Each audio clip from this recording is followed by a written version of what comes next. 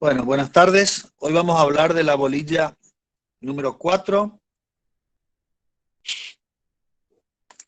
que inicia con los derechos y deberes constitucionales.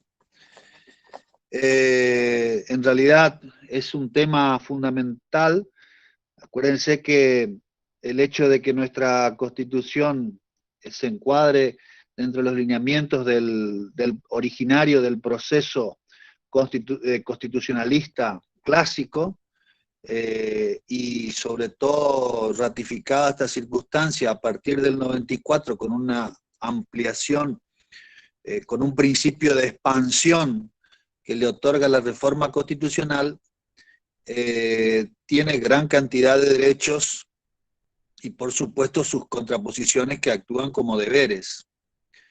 Pero el derecho o los derechos son fundamentales para el ejercicio adecuado de cualquier forma republicana de gobierno. Yendo a lo que había dicho la clase anterior, los derechos como tal, los italianos, Ferrajoli, Working, hablan de una expansión de los derechos y cuando quieren explicar de alguna manera los procesos institucionales en los cuales determinados órganos no son producto de las mayorías propias de una república, hablan de una posibilidad de expansión de los derechos como forma de ser asegurados con órganos que son contramayoritarios, como por ejemplo el Poder Judicial. Situación perfectamente clara y específica de la actualidad. Es decir, que cuando estamos en presencia de procesos en los cuales el Poder Judicial actúa como un poder contramayoritario, es decir, porque es elegido por un mecanismo institucional diferente a los que conforman los otros órganos, el Ejecutivo y el Legislativo, en los cuales la conformación se realiza por voluntad popular mayoritaria. Entonces ellos hablan y dicen que en el caso de que se reste esta actividad a este poder contrarrevolucionario y se utilice o se lo busque como una forma de organización democrática, va a ser el principio del fin de los derechos, porque precisamente los derechos constitucionales o fundamentales no son los derechos de la mayoría, sino que tienen un nivel superior. Por supuesto que esto es una discusión que no es reciente, es una discusión de mucho tiempo. Gargarella habla de una necesidad de una democratización del órgano judicial como forma de asegurar su independencia. Ferrajoli habla esto es muy importante porque da el caso del derecho penal. Incluso Gargarella, cuando lo cita en su libro Castigar al prójimo, hace referencia a las dos situaciones del derecho penal. Cuando habla de los derechos de penal máximo o mínimo, y dice que cuando se habla de derecho penal máximo, estamos en colisión o en situación de desventaja para las personas, cosa que no ocurre en la otra parte o en el otro extremo del derecho penal según estos autores.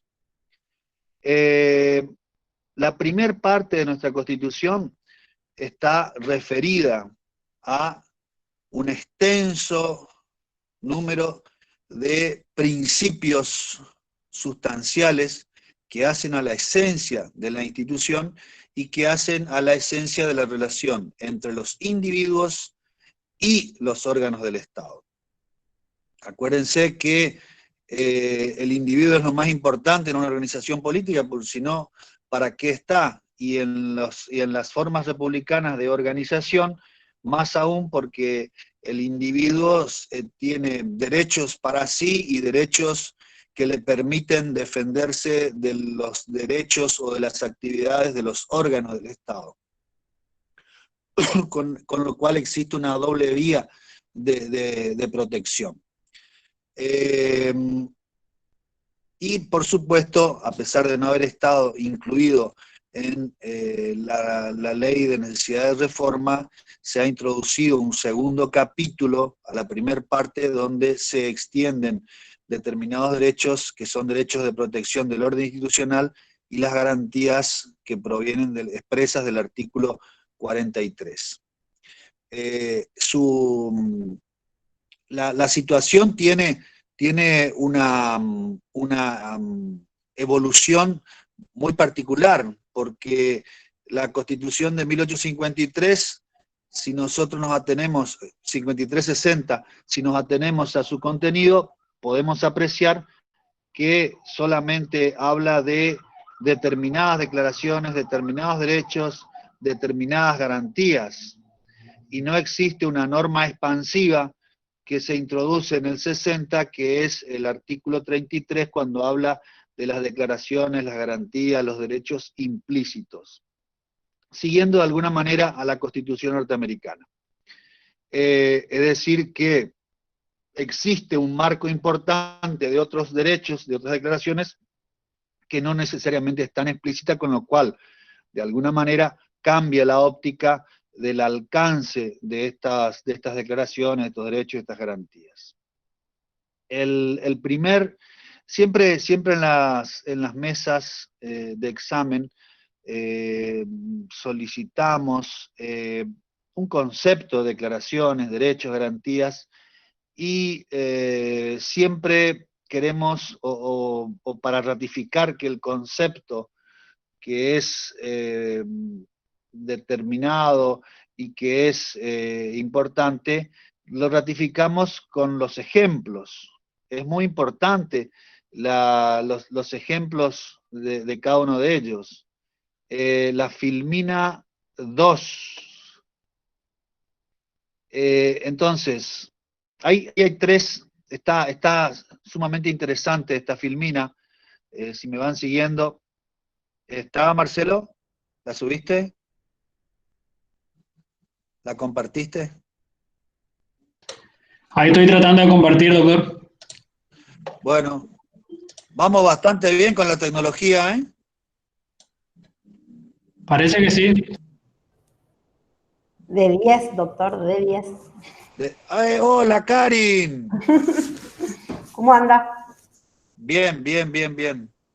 Se escucha perfecto, no se ve todavía, pero qué suerte tienen los alumnos de mis alumnos, ¿eh? Que el 10 no tenemos examen, no me van a aguantar, pero van a tener la clase en YouTube, ¿no es cierto? Así es, Doc. Así es, van a poder ver la clase en YouTube. Sí, porque el 10 tenemos mesa de examen. Los prácticos también, todo van a poder ver en YouTube. Todo. Marce, ¿querés que comparta? Bueno, sí, Karin, por favor, porque no estoy pudiendo compartir. Dale. Gracias. Yo sigo. Bueno, es muy interesante esta filmina, porque van a apreciar el concepto de cada uno de estos tres ejes sustanciales que son las declaraciones, los derechos y las garantías, y después van a tener un redondito y un número que sintetiza de alguna manera dónde aparecen o con cuál se identifican cada uno de estos conceptos. El artículo 1, el artículo fundamental en cuanto a las declaraciones, porque establece nuestro sistema de Estado, nuestro sistema de gobierno. El 14 porque es una enunciación de derechos que a partir del 60 con el artículo 33 tiene un alcance interesante que expande o extiende cuáles son los derechos implícitos. Y el 43, que aparece en el 94, que se circunscribe o explicita cuáles son las garantías, que ya existían de alguna manera como implícitas a partir de 1860, pero que en el 94 aparecen expresas. Por supuesto, estos tres números que representan artículos no son, no se circunscriben a la totalidad, sino que aparecen como gráficamente identificando a cada uno de los conceptos. Primero, ¿qué es una declaración? Es un enunciado, es una formulación, es un principio sobre determinada materia que el constituyente consideró esencial. ¿Y cuáles son esos principios esenciales? El sistema de gobierno, artículo 1, el sistema de Estado, artículo 1, un Estado, estamos en presencia de un Estado federal, la confesionalidad del Estado, es decir, la posición que asume el Estado frente a la Iglesia, artículo 2, el artículo 4, relacionado con la conformación del tesoro, es decir, cuál va a ser la fuente de financiamiento del Estado, cómo se va a financiar, cuáles son los fondos. Ya empezamos con todos los impuestos directos, indirectos, internos, externos, los recursos extraordinarios o extraordinarios. Es un principio muy importante el artículo 36 introducido por la reforma, porque establece el criterio de la defensa del orden constitucional y el sistema democrático, que es una declaración sustancial y que tiene por objeto resguardar al sistema institucional de los procesos de facto que tanto mal le han hecho a nuestra organización.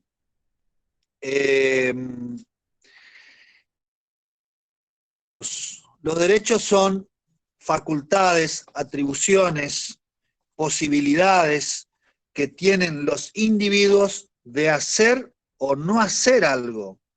Ustedes dirán, pero ¿cómo no hacer algo? Y sí, porque hay determinados derechos que tienen una faz negativa.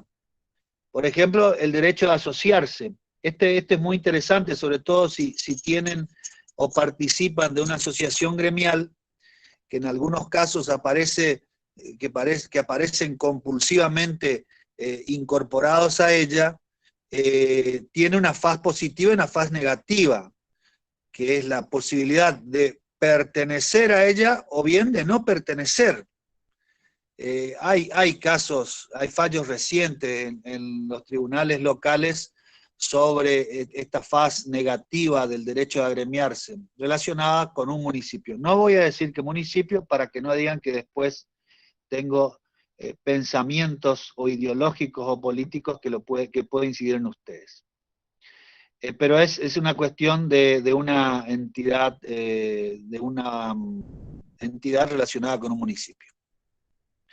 El artículo 14 es el artículo de los derechos fundamentales, incluso ese es el nombre que recibe. El artículo 14 bis también establece los derechos, que ya lo vamos a analizar. Acuérdense, el 14 bis fue introducido por la Convención Constituyente de 1957.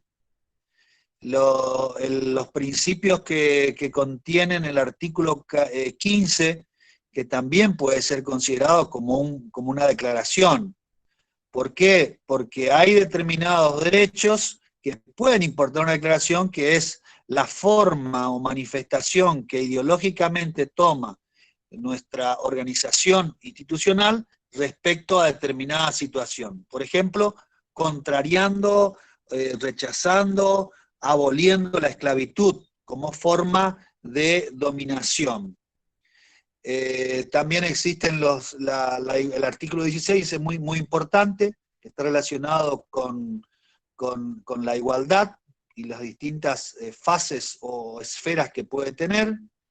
La norma de liberalidad, que es el artículo 19, principio sumamente importante, que resguarda al individuo y le da una esfera limitada o restringida en el marco del principio de legalidad.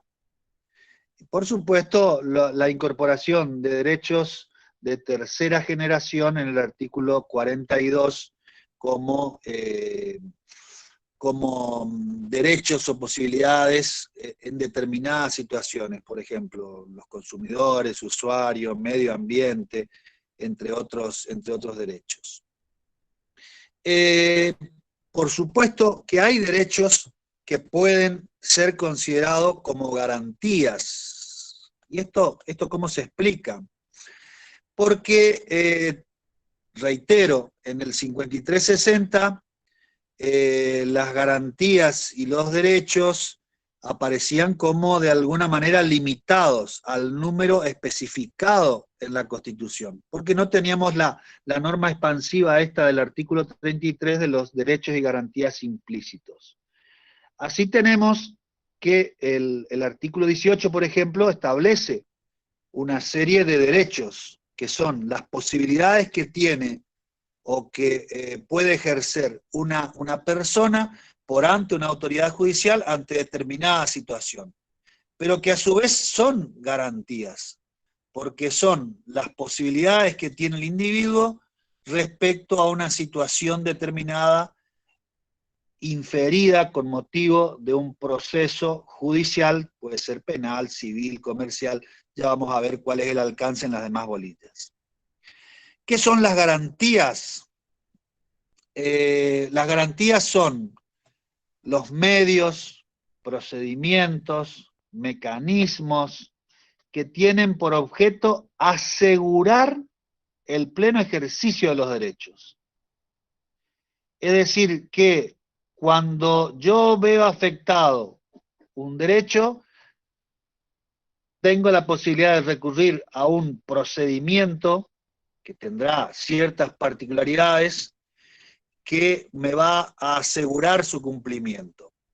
Que no estaban, que muchos de estos inicialmente estaban contemplados en el artículo 18, que son los derechos y a su vez garantías que protegen el individuo ante la autoridad del Estado con motivo de una acción represiva.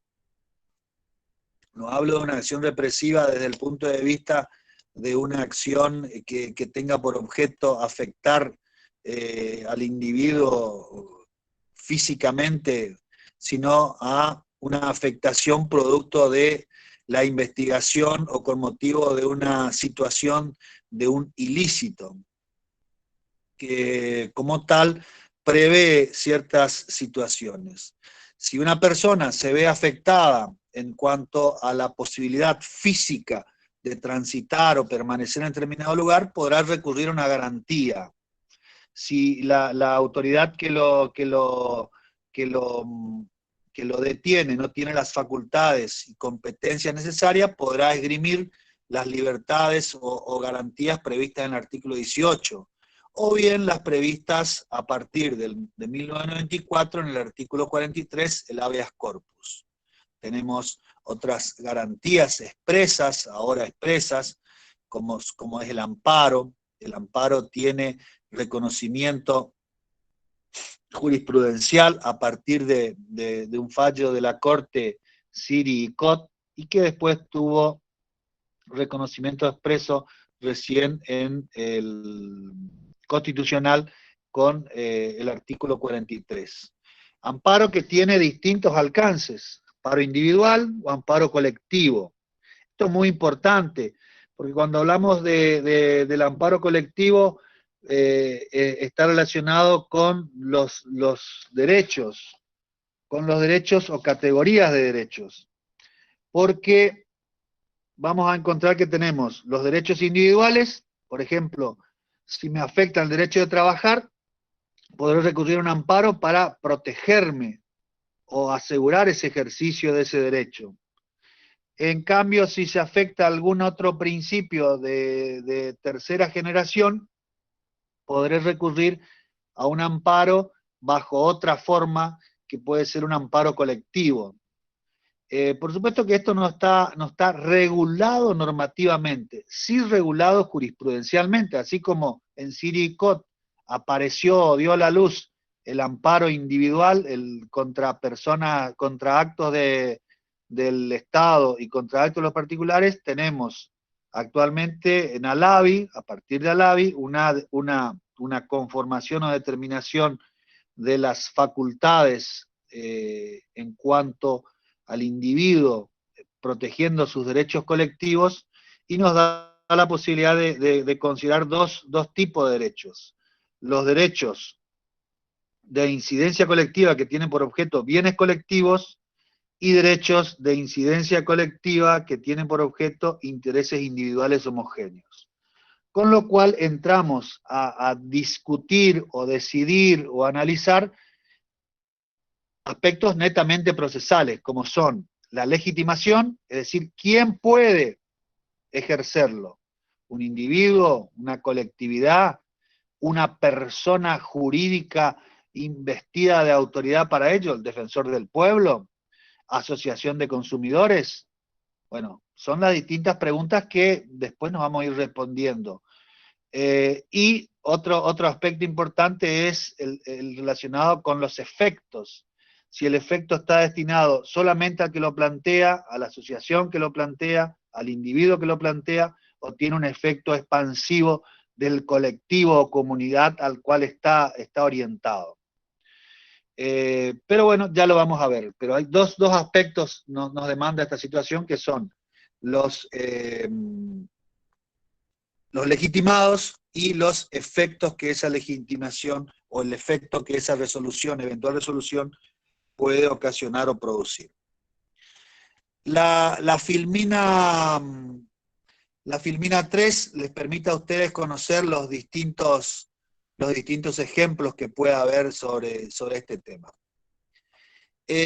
Yo mandé, Marcelo, ¿podés compartirnos la clasificación de Sí, que te mandé? sí, ahí comparto.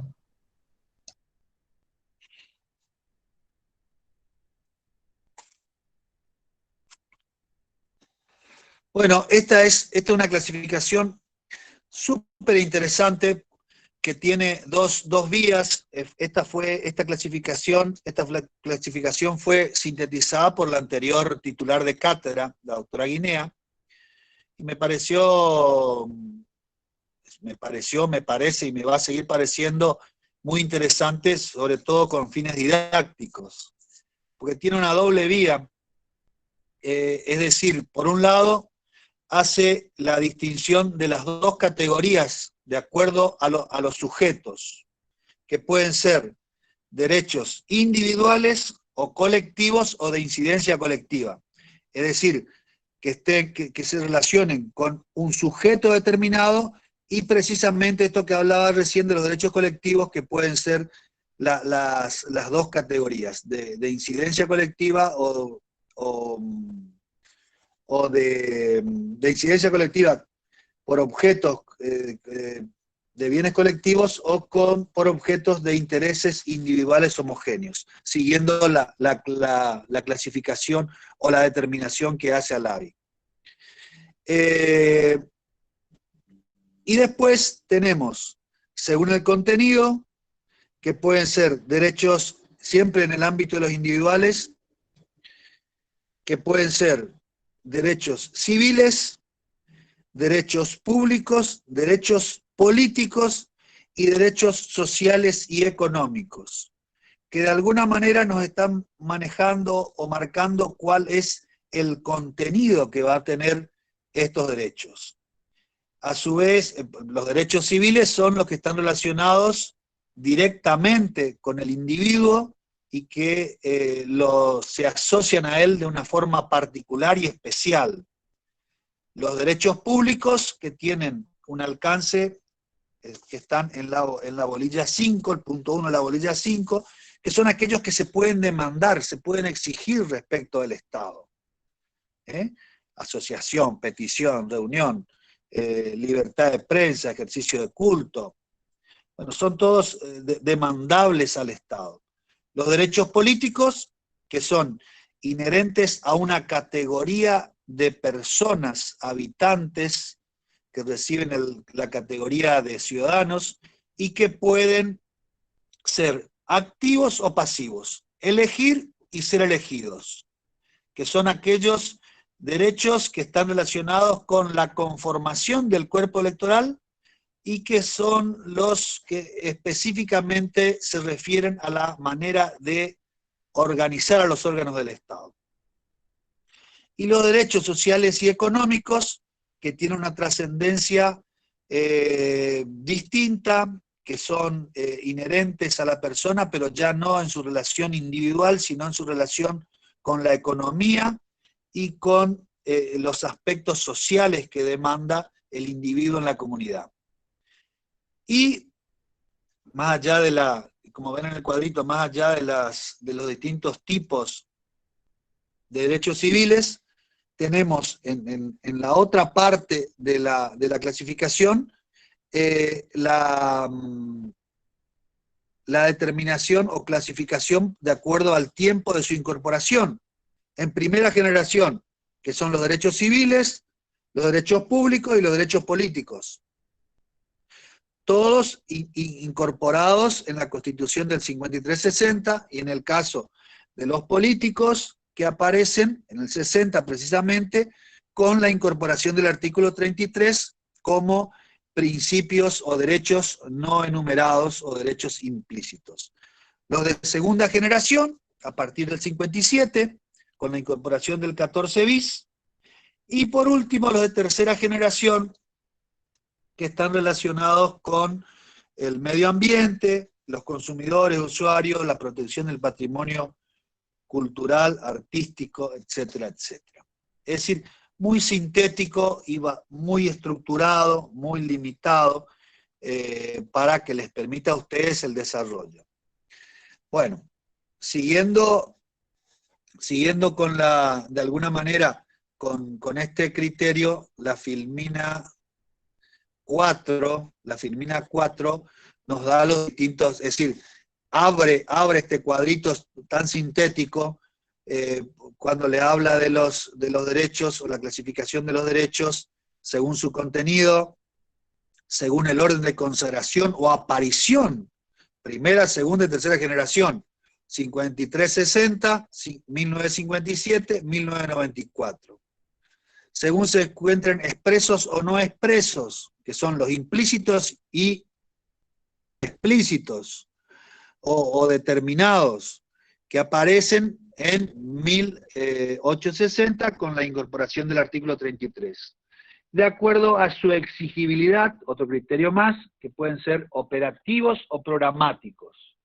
Los operativos o programáticos se determinan si son cumplibles inmediatamente o requieren de una norma posterior para su implementación. Precisamente la posibilidad de exigirse los derechos nos ha permitido entrar en la discusión de Medejian Neusta y Medejian Sofovich, que dieron lugar a pronunciamiento de la Corte en la cual reconoce el principio por el cual las normas de derecho internacional contenidas en la Convención de Derechos Humanos Americana, Declaración de Derechos Humanos Americana, o Convención Interamericana de Derechos, o Pacto de San José de Costa Rica, son operativos automáticamente y no requieren de una ley especial. Que en el año 92, cuando se dictó, primero en Neusta, rechaza la posibilidad del derecho de respuesta o rectificación por no estar reglamentado, que está en el artículo 14 de la Convención. Pero después, ahí al poquito tiempo, en Medejian, profesor de Derecho Constitucional, una eminencia, plantea también en Medejian Sofovich el derecho de respuesta con motivo de cierto grado o de cierta situación de desagrado con motivo de comentarios de una persona en un programa televisivo sobre la Virgen María. Entonces solicitó el derecho de respuesta o rectificación, reconocido por el artículo 14 de la Convención, y la Corte lo consideró que era aplicable, que era posible, a partir de que no hace falta una reglamentación de este derecho, porque aparece como, si bien es programático, aparece como posible su implementación. Por supuesto, esta discusión fue receptada por la Convención Constituyente, y en el 94 la Convención Interamericana pasa a ser un tratado, o pasa a ser una norma con jerarquía, con fuente internacional y con jerarquía constitucional.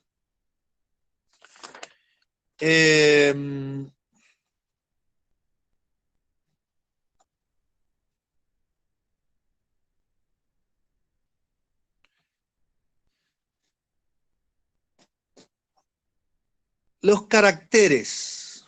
Muy bien, los caracteres. Esto es importante. Es importante. No, pero antes de los caracteres voy a hablar de una clasificación en particular.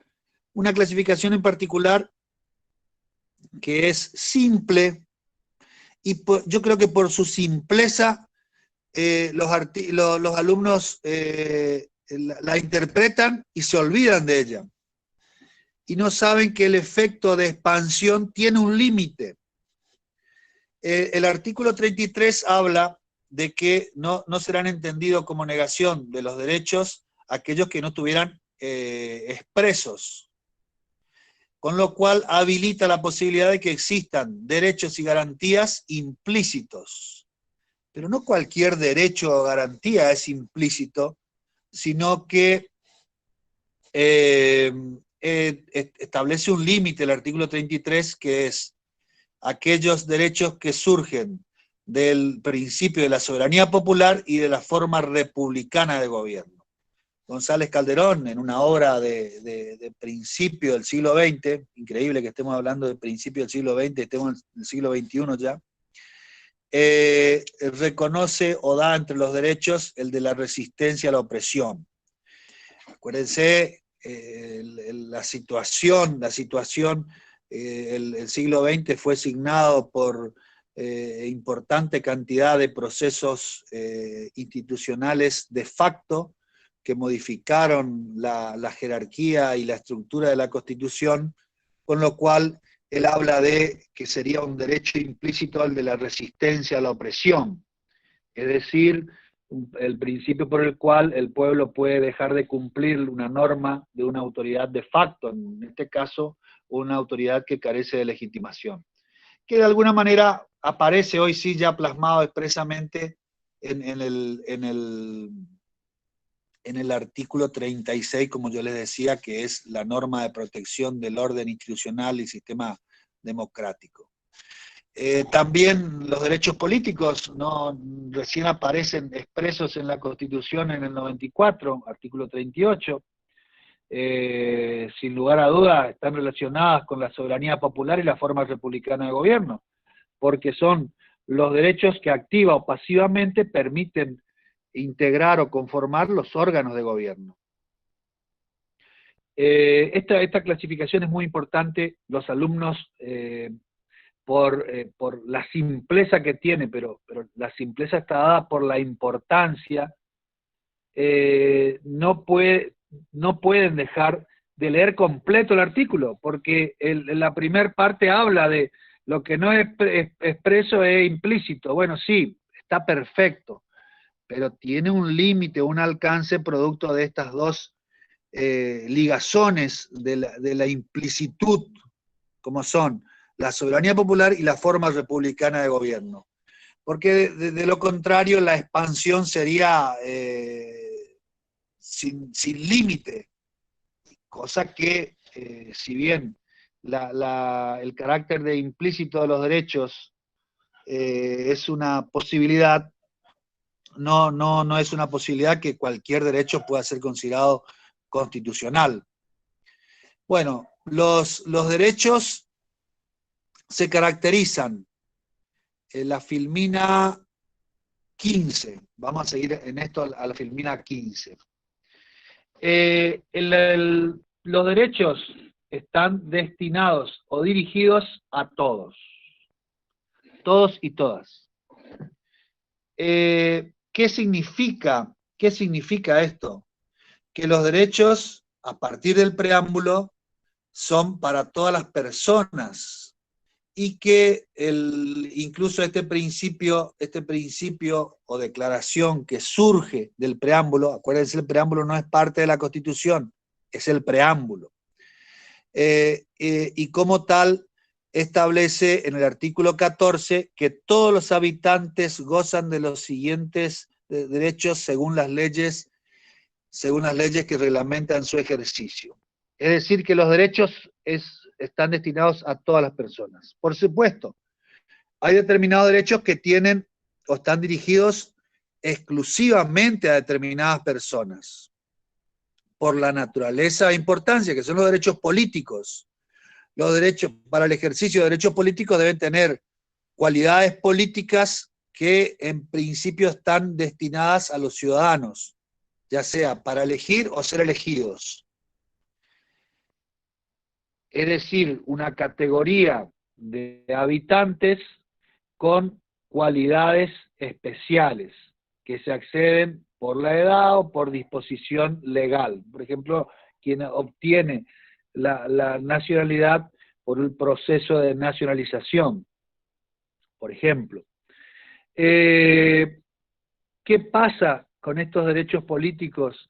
Hay ciertos supuestos en los cuales no son necesarios, y se pueden ejercer también, que es el caso, muchas provincias en el ámbito municipal prevén la elección de las autoridades municipales y le permiten o tienen habilitado un registro de extranjeros, que es la posibilidad de que extranjeros, con el cumplimiento de ciertos requisitos, ejerzan derechos políticos. Por supuesto que esta posibilidad está limitada o está bastante restringida en el caso de extranjeros o de municipios que son linderos con países extranjeros. Formosa, por ejemplo, en la cual se requieren, además de la inscripción en un registro particular o específico, para participar en las elecciones municipales, que además tengan la calidad de contribuyente. En algunos casos se requiere, por ejemplo, en la provincia de Corrientes, que tengan conocimiento del idioma nacional. Y como si fuera poco el 14, como si fuera poco el 20, el preámbulo, el artículo 20 amplía o extiende la universalidad de los derechos, o ratifica esta amplitud o universalidad a partir de extender que le corresponden a los extranjeros todos los derechos que le corresponden a los naturales o a las personas que son de nuestro país. Artículo 20, la amplitud de los derechos con respecto a los extranjeros. La Filmina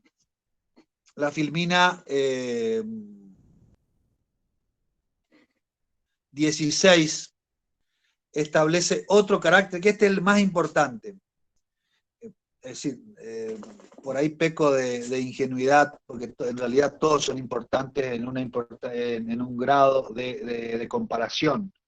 Y en un grado de comparación todos tienen que ser analizados de manera integral.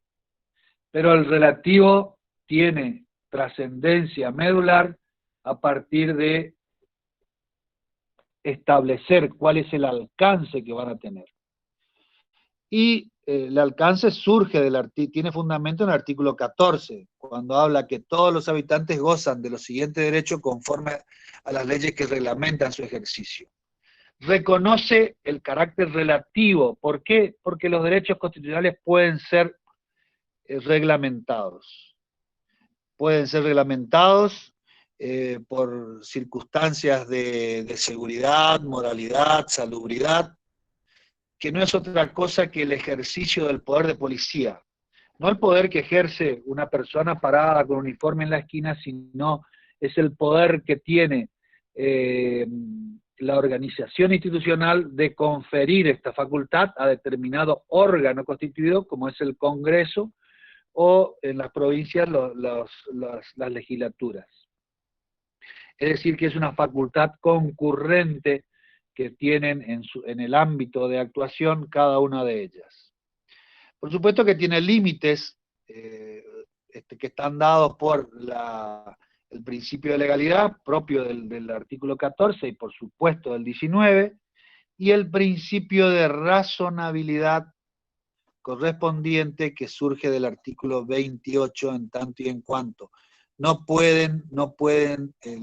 reglamentación no puede alterar, desnaturalizar, desvirtuar, modificar en aras de la reglamentación el espíritu, la naturaleza que el constituyente ha tenido.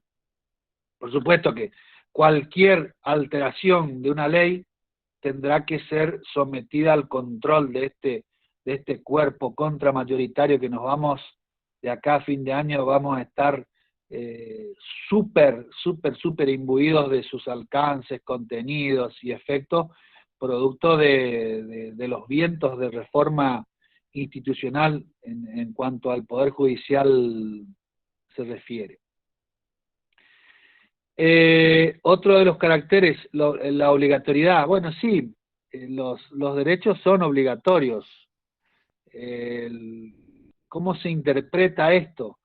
Que yo tengo como facultad, cualquier individuo tiene como facultad la posibilidad de ejercerlos, pero también existe la obligación de que terceros, otro individuo e incluso el Estado, los respete y los resguarde.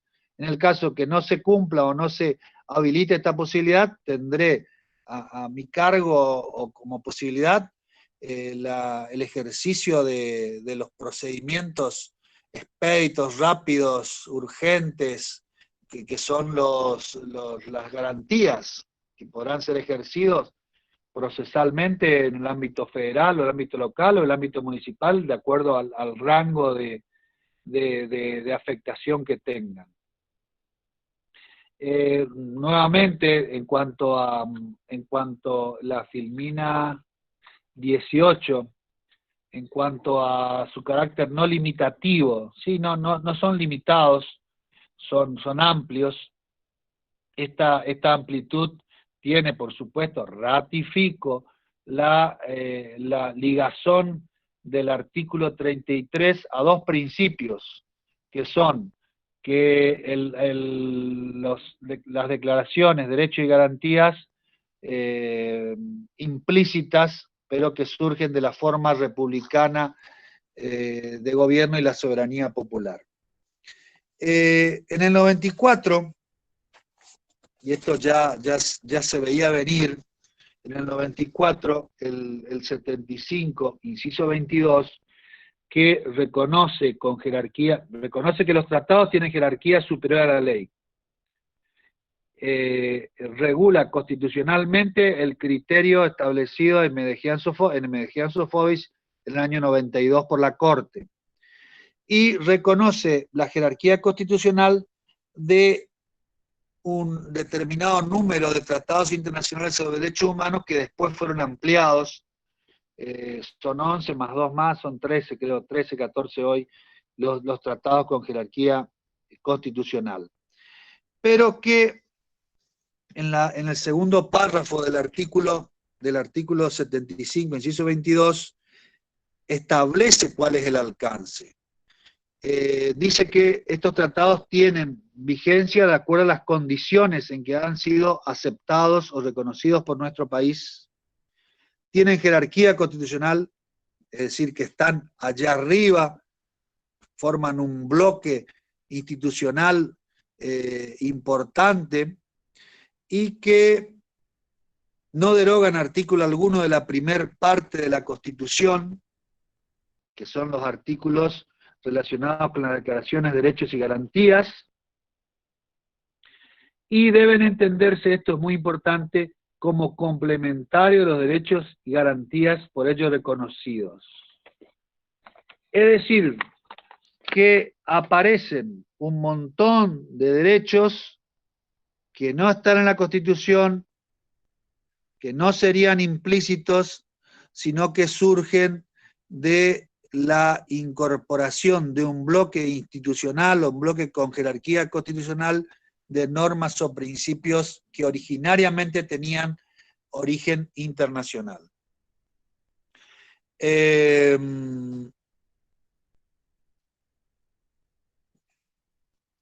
Igualdad de jerarquía. Bueno, en la Filmina 19, este principio de la igualdad de jerarquía, sí, es así. Hay igualdad en la jerarquía de los derechos, pero como yo les mencioné un montón de veces, posiblemente no hayan sopesado el alcance, porque por ahí voy rápido y hablo, me disperso. Yo creo que no todos los derechos tienen la misma igualdad. Sí, no todos los derechos tienen la misma igualdad, sino que los derechos tienen distinta entidad producto de el distinto peso o ponderación que el intérprete puede hacer.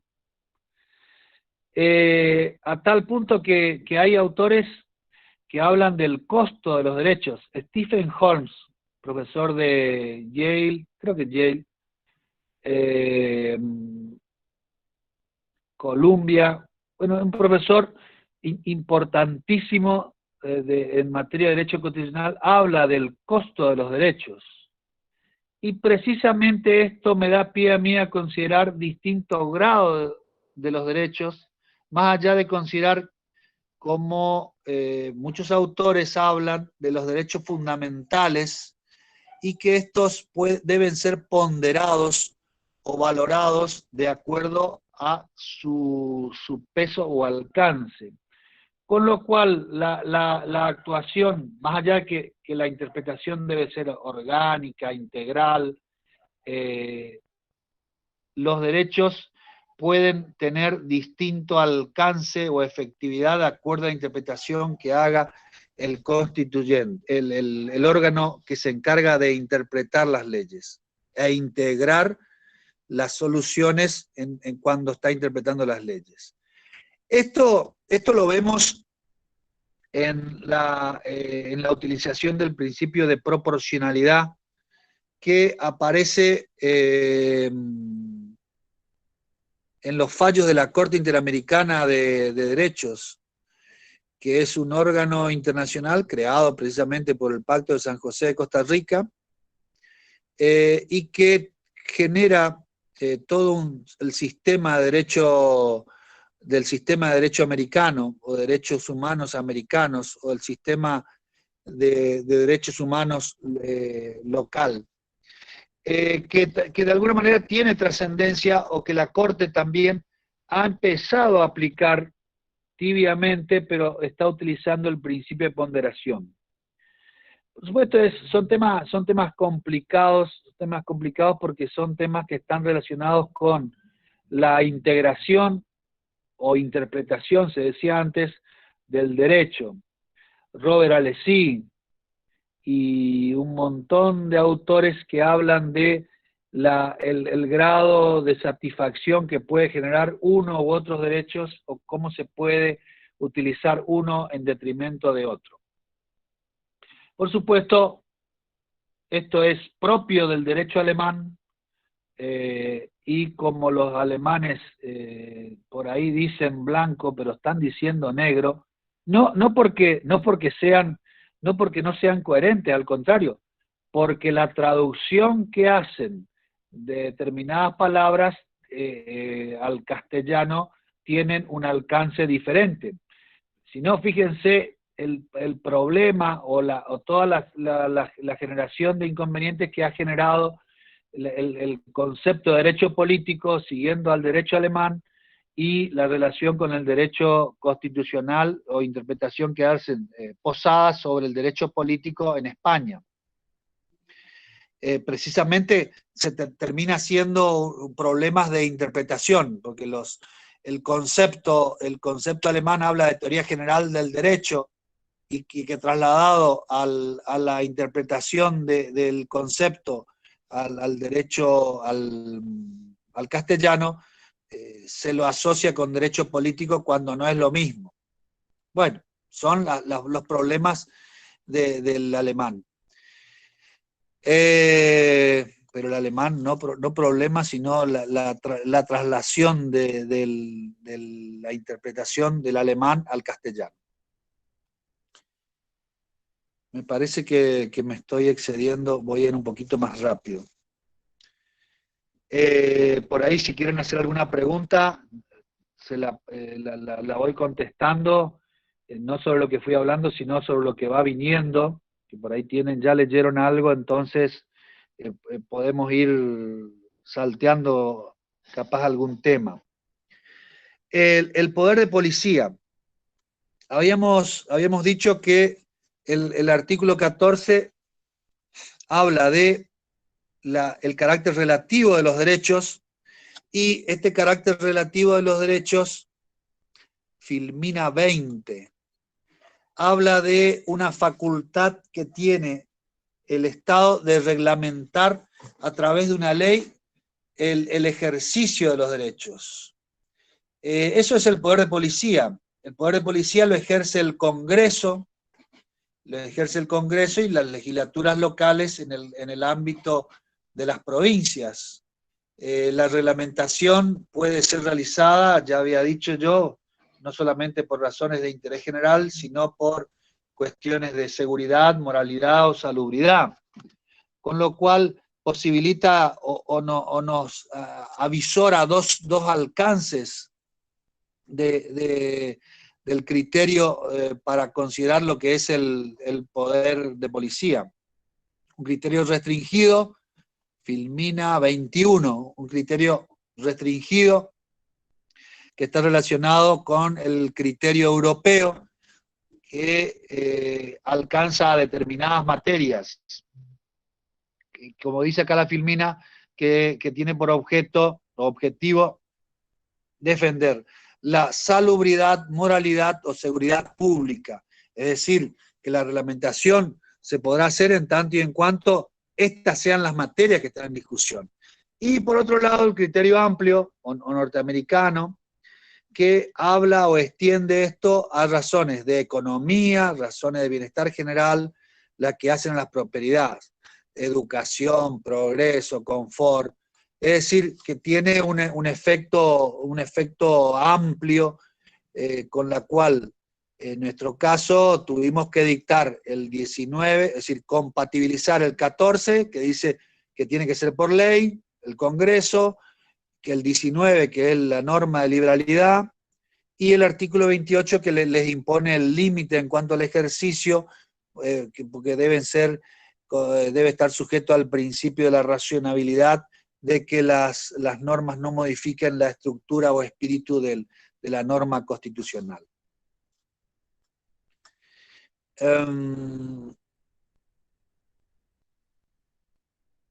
Después,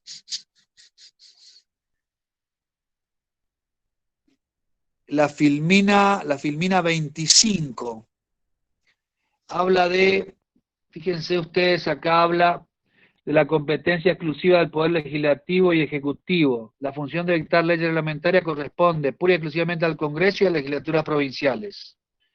Y el Poder Ejecutivo dicta decretos reglamentarios, reglamentos ejecutivos. Acuérdense, acuérdense en este sentido que el Ejecutivo no tiene facultades legislativas, pero por supuesto, como somos tramposos, el 99 inciso 2 y el 99 inciso 3 abre la puertita para que el Ejecutivo dicte determinadas normas, aunque tienen los límites que prevé esos mismos artículos, que son los decretos de necesidad y urgencia, los famosos decretos de necesidad y urgencia.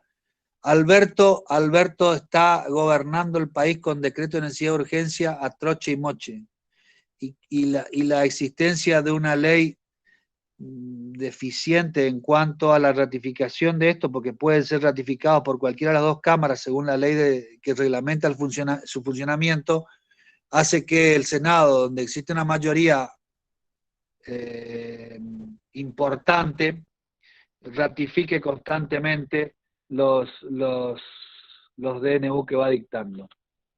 Por supuesto, algunos necesarios, razonables, razonados, necesarios y otros que de alguna manera tienen algunos problemas, con lo cual me va de alguna manera ratificando o poniendo de la vereda de que el poder judicial como poder contramayoritario o sea, no conformado democráticamente, va a ser o puede ser la forma de proteger o de resguardar o de controlar la judiciabilidad, la razonabilidad, la judiciabilidad y la constitucionalidad de estas disposiciones.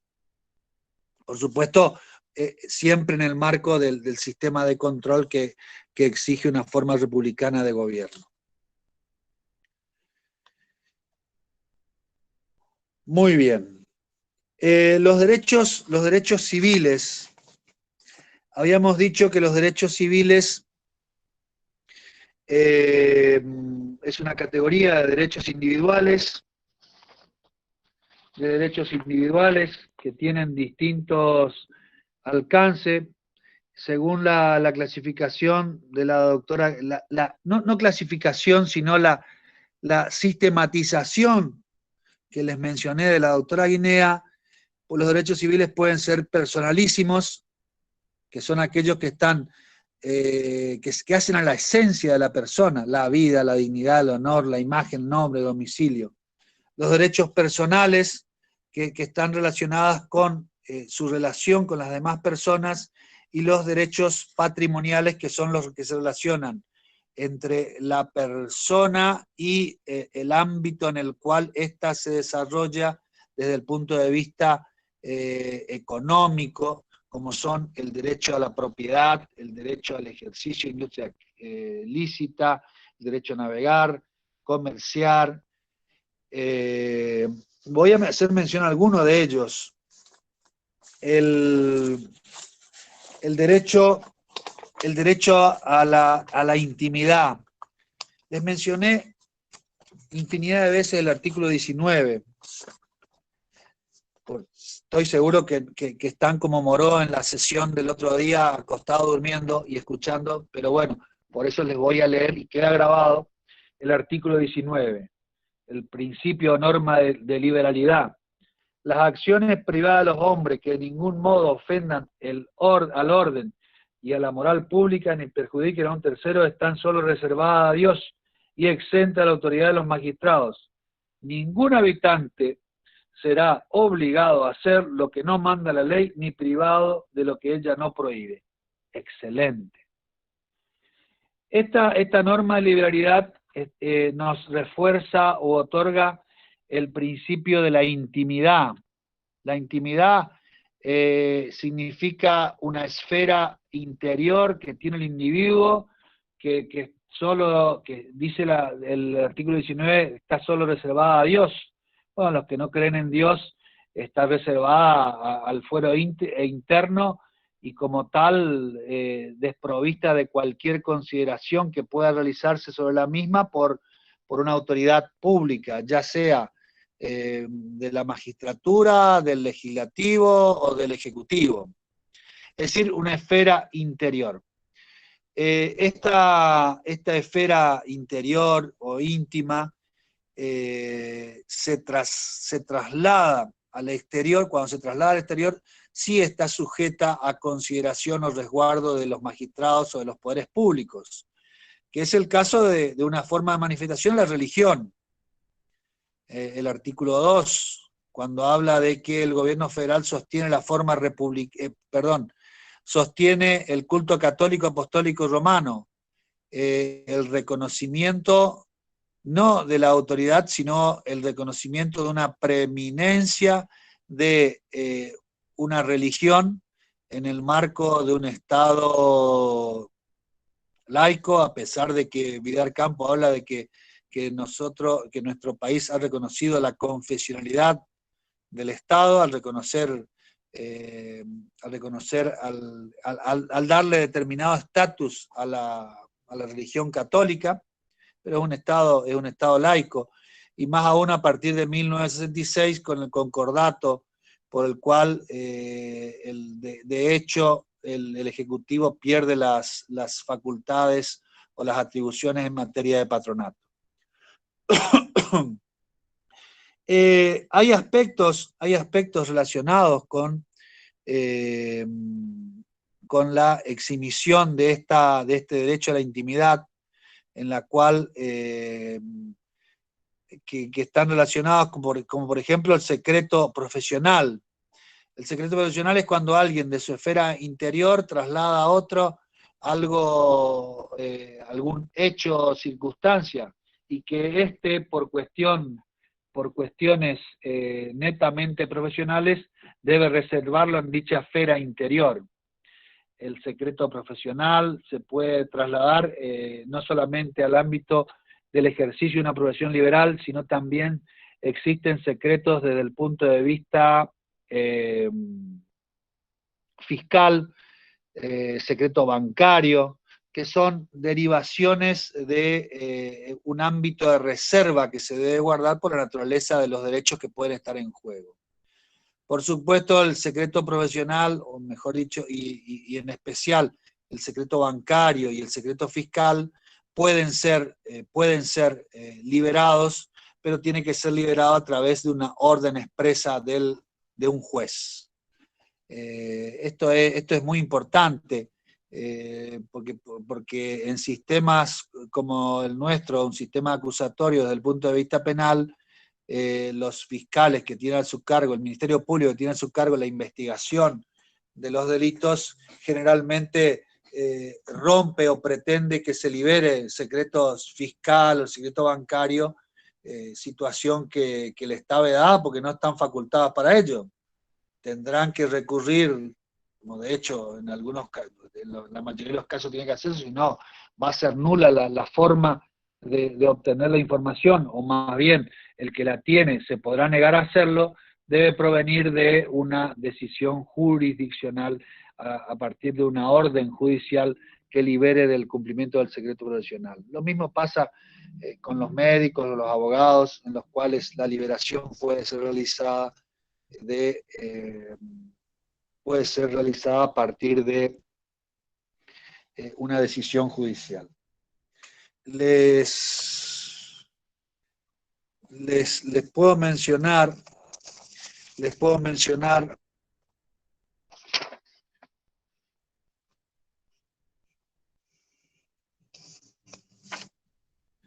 la Convención Interamericana de Derechos Humanos habla de la libertad de pensamiento y de expresión. Artículo 13, toda persona tiene derecho a la libertad de pensamiento y de expresión. Este derecho comprende la libertad de buscar, recibir y difundir información e ideas de todo índole, sin consideración de fronteras, ya sea oralmente, por escrito o en forma impresa o artística, o por cualquier otro procedimiento a su elección. Por supuesto que esa libertad de expresión que se menciona, de pensamiento, cuando se exterioriza, puede generar delitos, y como tal puede generar la posibilidad de represión penal o de represión de alguna manera civil, como es la indemnización por el daño que se pudiera realizar, porque son distintos los medios que se pueden emplear a tal fin. Por ejemplo, la difusión por medios públicos o por medios privados de determinada circunstancia que puede constituir un delito, apología del delito, por ejemplo, o bien generar daños a un tercero. Así el artículo 32, el 14 y el 32 hablan de las formas que pueden expedirse o transferirse las ideas, y que en este caso el derecho a expresarse no tiene censura previa. Por supuesto, esto ha sido objeto de fallos judiciales, el derecho a la intimidad, el derecho de expresión y la posibilidad de censura previa. La Corte ha tenido innumerables momentos de pronunciarse.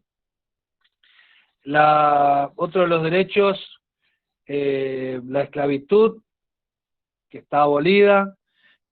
También en el ámbito de la igualdad del artículo 16, se establece que la igualdad es la base de las cargas públicas y la admisibilidad del empleo de acuerdo a la idoneidad. Los fueros se han derogado todos los principios relacionados con la esclavitud, ratificado esto o confirmado esto a partir de los tratados con jerarquía constitucional, fundamentalmente la Convención Interamericana de Derechos Humanos, San José de Costa Rica. No existen títulos de nobleza. Me voy a detener en cuanto a los fueros. Dice que no habrá fueros. Los fueros pueden ser de dos tipos.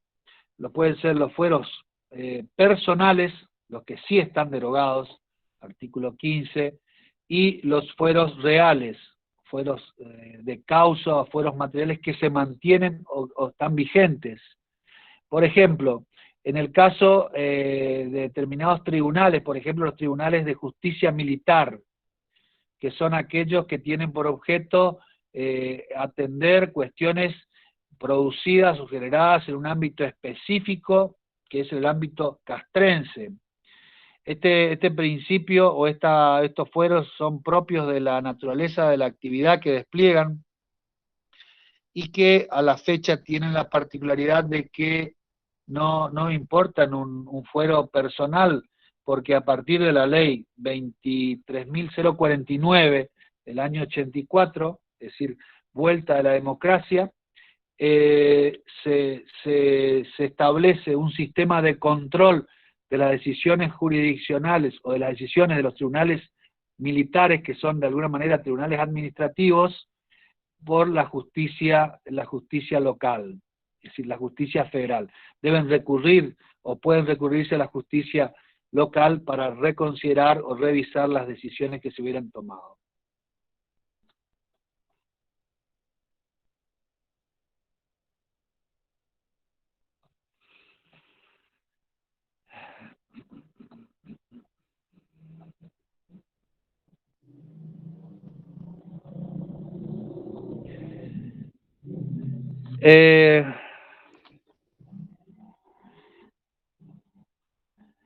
La libertad física es un derecho, como les había dicho, el artículo 18 contempla derechos que a su vez importan mecanismos o garantías de su protección, y que nos viene a nosotros de 1811 del Decreto de Seguridad Individual de 1811, que es la fuente en este caso del artículo 18.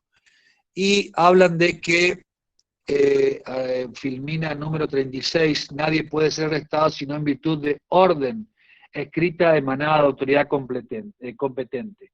La libertad física y de locomoción y de transitar y de moverse es un derecho fundamental de la forma republicana de gobierno, y con sustento en ella es que constantemente se están haciendo las quejas relacionadas con la posibilidad de moverse o no moverse.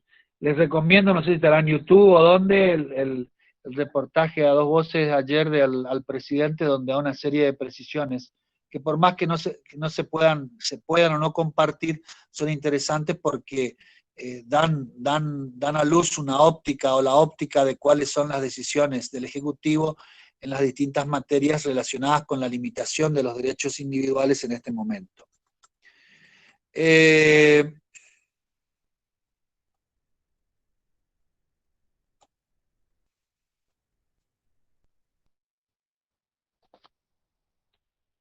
La admisión en los empleos públicos. Bueno, la idoneidad, en el artículo 16 habla de la idoneidad, que es el único requisito para la admisión en los empleos públicos. Tiene distintos criterios la Constitución para considerar la idoneidad, que está en el caso de la conformación de los órganos constitucionales, establece como criterio de idoneidad, en el caso de los miembros del Ejecutivo, del Legislativo, la edad y condiciones personales frente al Estado, es decir, que sean ciudadanos o que hayan adquirido la ciudadanía, que hayan nacido o no en determinada provincia o lugar que van a representar. Y el criterio de unidad también está dado por los requisitos para acceder a los distintos grados de la judicatura.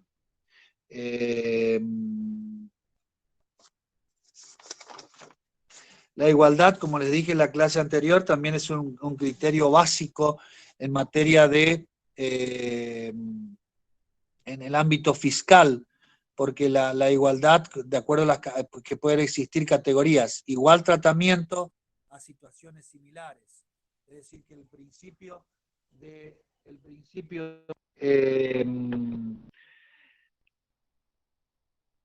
la igualdad es un principio netamente relativo porque está sujeto a la reglamentación y de hecho ya lo vimos como las distintas categorías de contribuyentes permite un tratamiento similar a quienes se encuentren en idéntica categoría, la posibilidad de conformar distintas categorías. Acuérdense, los exentos, monotributistas, distintas categorías, responsables no inscriptos respecto al impuesto a las ganancias, por ejemplo.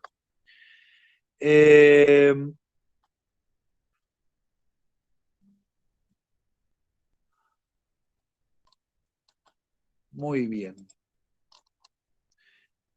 La segunda parte de la unidad 14, Marcelo, el derecho de propiedad. El derecho de propiedad es otro de los derechos individuales, siguiendo nuestra clasificación de suma importancia. Es un derecho y basta considerar ciertas restricciones arbitrarias para considerar cuál es el sentimiento que tiene la comunidad respecto a este derecho. El derecho de propiedad, desde el punto de vista constitucional, no solamente está relacionado con la relación de señorío o de que tiene una persona y una cosa, sino también está conformada por los bienes inmateriales, es decir, que se extienda a los bienes materiales, que pueden ser muebles o inmuebles, como a los bienes inmateriales, que pueden ser los derechos. Por ejemplo, la propiedad intelectual. El derecho intelectual de una obra fonográfica, de una obra artística, de una obra literaria.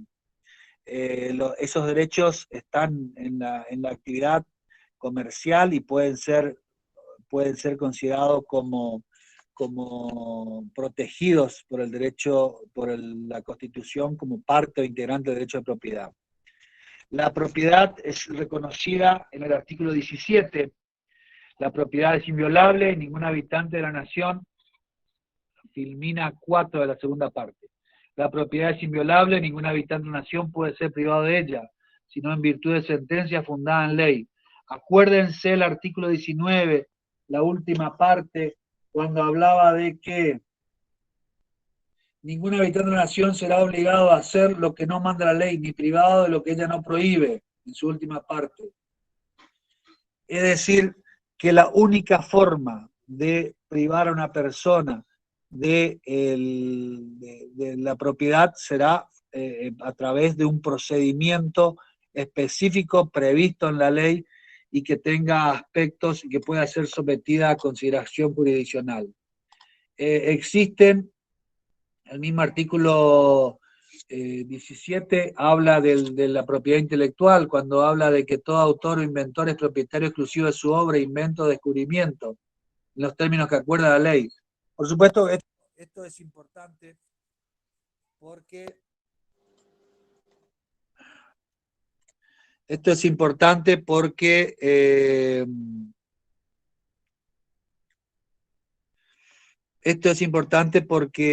la propiedad intelectual hoy tiene alcances y derivaciones sumamente importantes. Cuando se redactó la Constitución del 53-60, estábamos en presencia de lo que se denominaban formas tradicionales de publicidad o de comunicación. Es decir, los libros no existía el offset, existían las imprentas mimeográficas, ni eso. Hoy tenemos medios de extender el conocimiento que aparecen totalmente impensados y que en un pequeño instrumentito se puede almacenar conocimiento inigualable. Por supuesto que estas formas son protegidas y las leyes y reglamentaciones posteriores extienden la protección a todas estas situaciones. Habla de la prohibición de la confiscación no existe, y la propiedad como tal está representada, está caracterizada por aspectos como son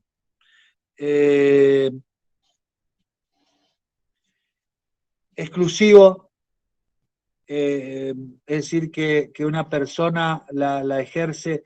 La reglamentación del derecho de propiedad está en el Código Civil y Comercial actualmente, y por supuesto ya estaba en el código de Vélez anteriormente.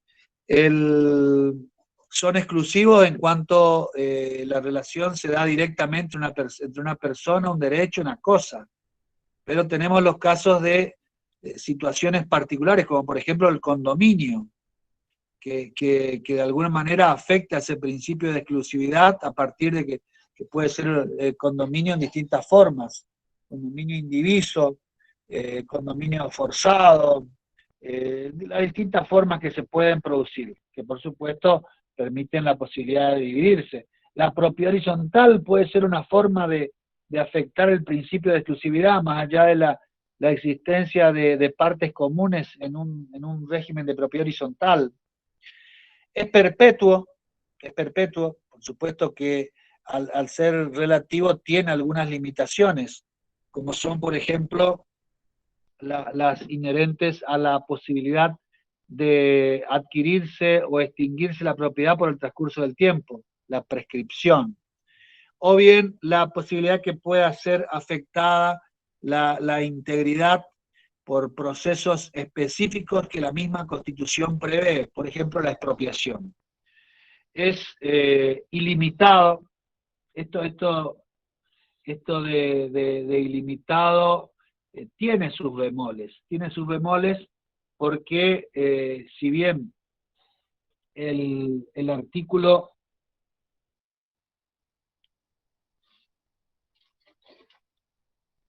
el artículo 1941 del Código Civil, cuando habla del dominio perfecto, dice: el dominio perfecto del derecho real que otorga todas las facultades de usar, gozar, disponer material y jurídicamente de una cosa, dentro del límite previsto en la ley. El dominio se presume perfecto hasta que se pruebe lo contrario. Y ahí habla de la perpetuidad, 1942, exclusividad, 1943, 1944, la facultad de exclusión, 1945, la extensión, y 1946 el dominio imperfecto. Más allá de las circunstancias que pueden considerarse, que hay reparos y formas de considerar lo que es el caso de los fideicomisos de garantía, por ejemplo, donde la propiedad plena, absoluta, puede ser transferida en carácter fiduciario a quien ejerce la función de administrador del patrimonio, para que éste la someta a un régimen de resguardo de determinadas obligaciones, con la posibilidad no con la posibilidad, sino con la obligación de rendir cuenta, y con la posibilidad de que lo que sea el producido de estas garantías después se desentienda o se traslade a quien se denomina como fideicomisario. La Filmina 7 habla de los caracteres y les menciona, más allá de lo que le acabo de mencionar, que es importante. Acuérdense que el derecho privado ha sido constitucionalizado. ¿Por qué? Porque el mismo Código Civil y Comercial, en el título cuarto habla del derecho privado y habla de la internacionalización del derecho privado, y también hay muchas normas del derecho privado que tienen un alcance constitucional importante. La Filmina 7 habla de los caracteres y habla de que es inviolable. Sí, la propiedad es inviolable, no se puede afectar la propiedad, no salvo orden de autoridad competente, que es precisamente la garantía que le posibilita la inviolabilidad de la propiedad, surge del artículo 17, pero la posibilidad, y a su vez el artículo 18 establece cuáles son los límites o alcances de cómo se puede afectar esa propiedad, cuál es la forma o la manera, y ya les he mencionado cómo en algunos procesos se puede afectar el secreto profesional con sus distintos alcances. Es relativo porque puede ser reglamentado precisamente, y esto de la función social es importante. La función social, el Código Civil originariamente reconocía la propiedad como la posibilidad, que nos viene a nosotros el derecho romano, la posibilidad de usar, obtener frutos y abusar de la cosa. Así decía el Código Civil. Y por supuesto, este abuso de la cosa, que de alguna manera el 1941 prevé, de acuerdo a la utilización razonable o de acuerdo a la forma natural de las cosas, que está impidiendo esta situación. Y que la reforma de la ley 17711 de 1968 del Código Civil, la reforma integral, preveía o introducía la función social de la propiedad como una manera de evitar este abuso que podía realizar el titular de la cosa. Es decir, que debe existir una función social que nos viene a nosotros de las encíclicas papales y que de alguna manera restringe aún más la posibilidad o la dispersión del uso o del abuso de la cosa que podía hacer la persona. Había dicho que la propiedad podía tener las limitaciones propias de procedimientos especiales, como son la expropiación. Bueno, la expropiación es una manera de restringir el carácter perpetuo de la propiedad. Por supuesto, el artículo 17 establece cuál es la limitante o la garantía de la protección de la propiedad, que la expropiación, si bien existe, debe ser declarada por ley, debe tener una utilidad de tipo pública, debe ser indemnizada, indemnización previa justa y en dinero. Es decir, una serie de resguardos de nivel constitucional que después se traslucen de alguna manera en las disposiciones que reglamentan el funcionamiento de este instituto. Que por ser una normativa de forma, vamos a encontrar que cada provincia tiene su ley de expropiación y que incluso a nivel federal existe una ley de expropiación específica, porque es una materia de fondo, una materia reservada por las provincias y a su vez una materia por la cual el gobierno federal puede dictar normas expresas.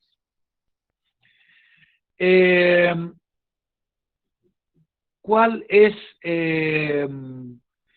Bueno, esta garantía tendrá validez de acuerdo, hay situaciones particulares. Hace poco en un proceso que se pretendía utilizar ciertas fórmulas que establece la Ley de Expropiación Nacional, se inició un proceso con una firma comercial, que es que está previsto precisamente en la Ley de Expropiación Nacional, que es el de la ocupación temporaria, que puede ser una forma de utilización de la propiedad privada cuando las condiciones particulares así lo demandan. Bueno, es todo producto de discusión, pero son mecanismos en el cual el individuo tiene cierto grado de garantías.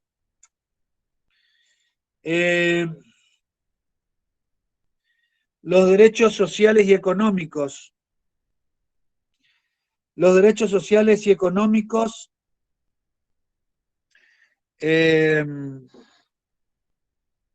son los derechos de segunda generación. Estos derechos fueron incluidos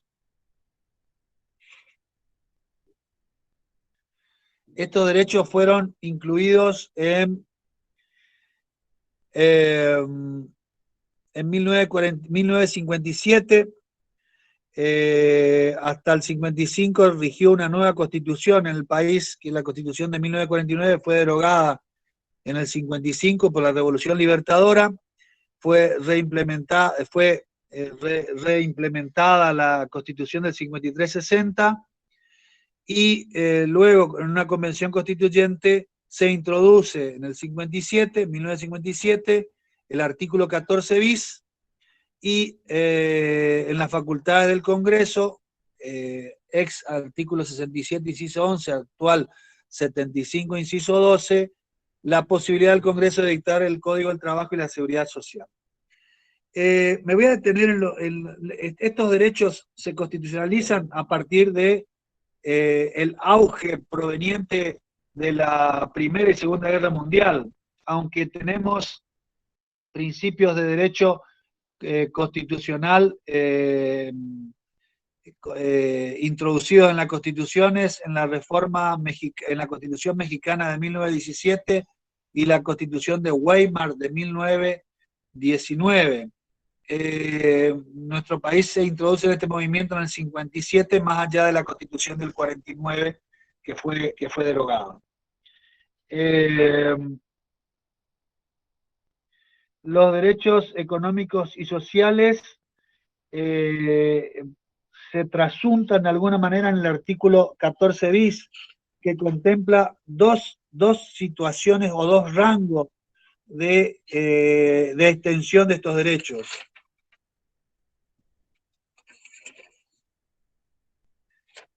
Que son, por un lado, los derechos que hacen al individuo, al trabajador o al individuo de manera individual, y otra desde el punto de vista colectivo.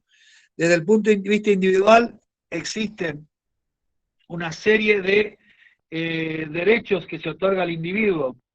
Acuérdense de una de las clasificaciones que habíamos dado de derechos, que hablaba de derechos programáticos y operativos.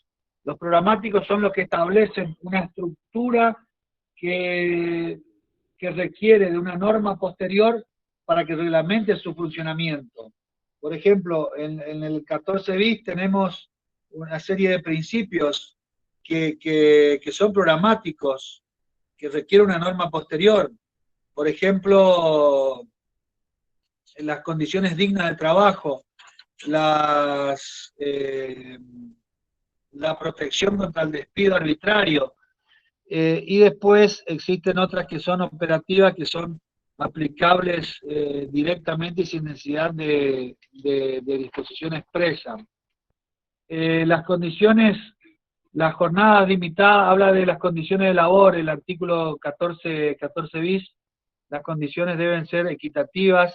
Por supuesto, existen normas específicas que regulan la actividad del trabajo en sus distintas formas.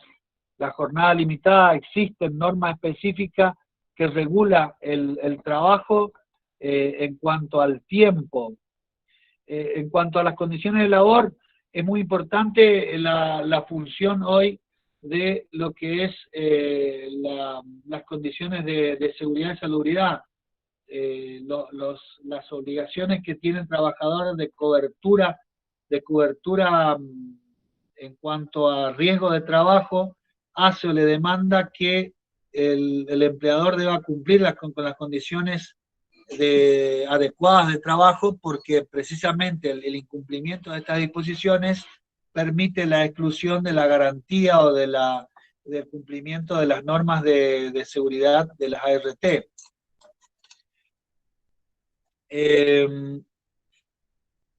Los descansos y vacaciones son pagas, el salario tiene protecciones específicas. Bueno, me voy a detener acá un poquito, porque no existe, si bien el 75, inciso 12, habla de que es facultad del Congreso de dictar el Código del Trabajo y la Seguridad Social, no existe una norma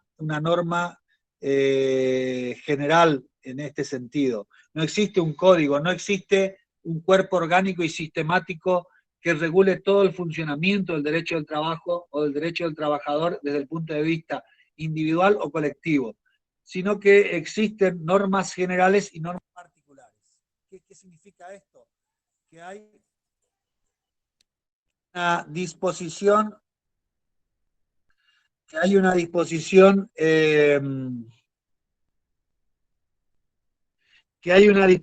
general, que es la ley de contrato de trabajo, la ley 2744, que regula el trabajo de manera general,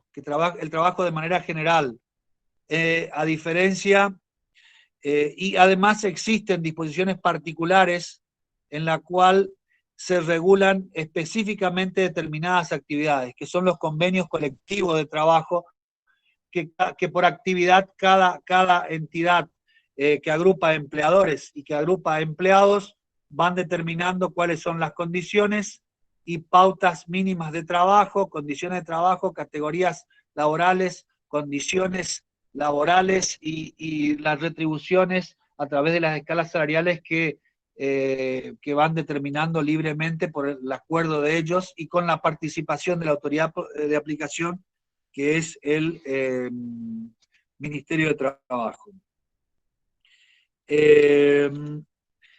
Les había dicho que existen dos variantes o dos formas en este artículo 14, que son la parte individual, que está con derechos programáticos y operativos, y la parte colectiva, que habla de la organización libre y democrática de los trabajadores, y acá volvemos nuevamente con la fase activa y la fase pasiva, es decir, la posibilidad de agremiarse o no agremiarse expresamente establecida. Por supuesto, esto tiene pronunciamientos de la Corte en distintos sentidos. La existencia de la conciliación y arbitraje como formas de solucionar los conflictos colectivos, la huelga, que es un derecho que se otorga a la entidad gremial para imponer sus derechos, y que es una forma de resguardarlo o de pretenderlos ante la autoridad del Estado y del empleador. Por supuesto que esto tiene regulaciones normativas específicas en cuanto a su cumplimiento. La representación sindical tiene norma específica, que es la ley 23551, que regula el funcionamiento de cómo serán los sindicatos y establece la garantía que tendrán quienes representan a los sindicatos. Garantías que hablan de la inamovilidad y de indemnizaciones agravadas en el caso que ésta se afecte, con las acciones de reinstalación, entre otras, como forma de asegurar la independencia o la imparcialidad, la independencia y la posibilidad que puedan ejercer libremente con estas funciones. Algo que me olvidé que es importante es la protección del despido, que es una protección que tiene el trabajador en forma particular, establecido con normas generales. Por supuesto existen normas particulares que regulan, pero la ley de contrato de trabajo, la ley 2744, como norma general del año 74, con algunas modificaciones posteriores, prevé la posibilidad de el despido, la protección contra el despido arbitrario, en tanto y en cuanto regula dos posiciones o dos posibilidades: el despido con causa y sin causa, con lo cual nos introduce a nosotros en los principios de la estabilidad propia e impropia. La estabilidad impropia, en tanto y en cuanto el empleador puede decidir el despido del trabajador, aún sin invocar causa, con lo cual tendrá que cargar con las indemnizaciones que le corresponden. Y la protección, la estabilidad propia, que de alguna manera se imbue de esto al trabajador o empleado público, el criterio que de alguna manera está en crisis, por los principios, por el hecho que el trabajador también el público también puede ser despedido con algún tipo de causa.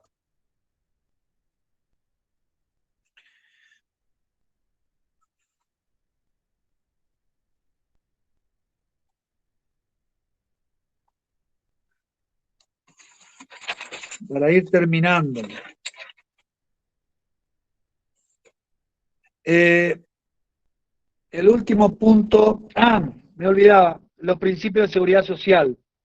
Los principios de seguridad social, y esto está muy en boga hoy porque la situación de crisis extrema con fundamentos sanitarios, sociales y políticos, ha retrotraído la aplicación de normas específicas. Por ejemplo, el artículo 223 bis de la Ley de Contrato de Trabajo prevé la posibilidad de una disminución de las cargas sociales con motivo de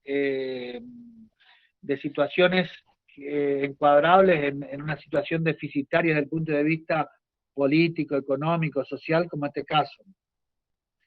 La seguridad social es un conjunto de disposiciones reconocidas por la Constitución y que importan, entre otros, la Filmina 20, están representadas por el seguro social obligatorio, las jubilaciones y pensiones móviles, la protección integral de la familia, existe tanto a nivel legislativo como a nivel constitucional en las provincias y en la nación a nivel legislativo, normas que protegen la vivienda familiar, la vivienda única familiar, el principio del bien de familia, la defensa del bien de familia, que habla de la inembargabilidad y la protección que se utiliza al inmueble, el principio del acceso a una vivienda digna, que es un principio no solamente previsto en el artículo 14 bis, sino que también tiene jerarquía convencional, en tanto y en cuanto la posibilidad de recibir o de ser protegido.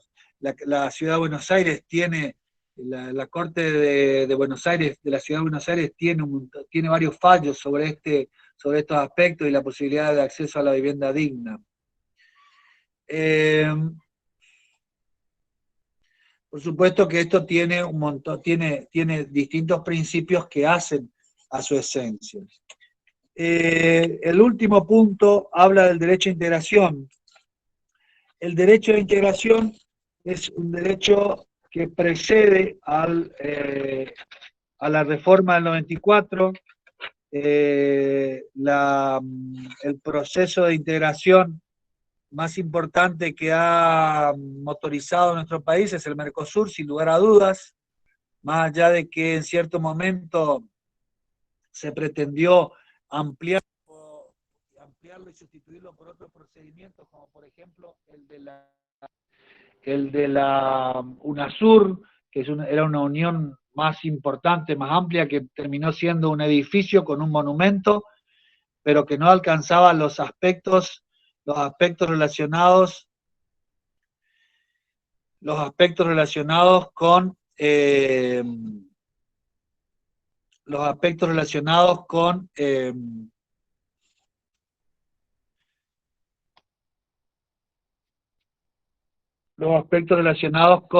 los niveles de integración propios de estos procesos.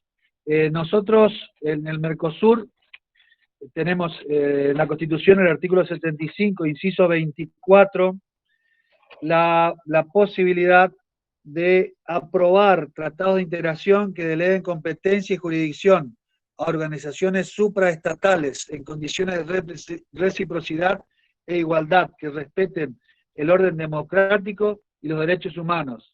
Las normas dictadas en consecuencia tienen jerarquía superior a las leyes. Y después habla de otros tipos de tratados. De otro tipo de tratados. Permiso, ¿eh? Hola.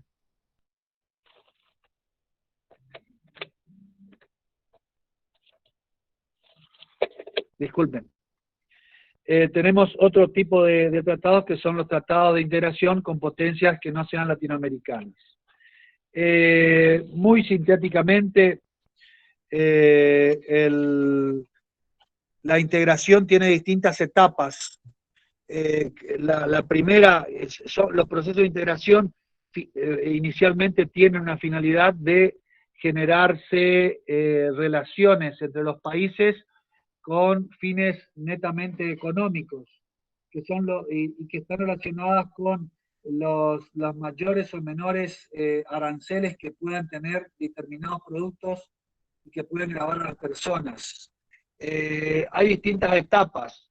Tenemos lo que se denominan las uniones aduaneras, que son netamente arancelarias y que establecen políticas de compatibilizar aranceles entre una unión y otra, y que tienen normas sobre circulación de personas. El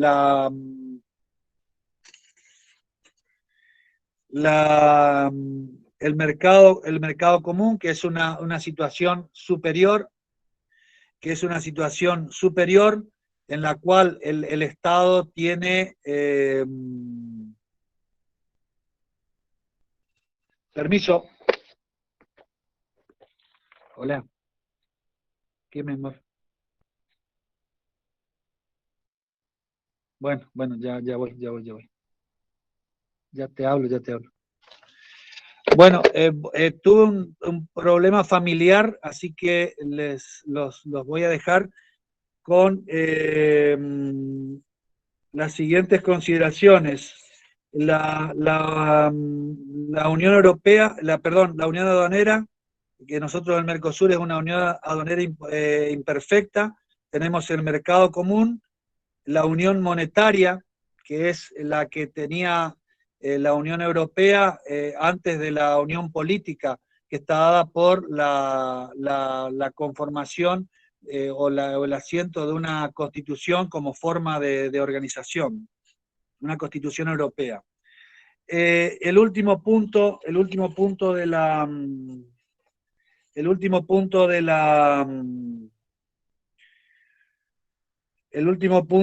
habla de tratados internacionales, normas del Código Civil.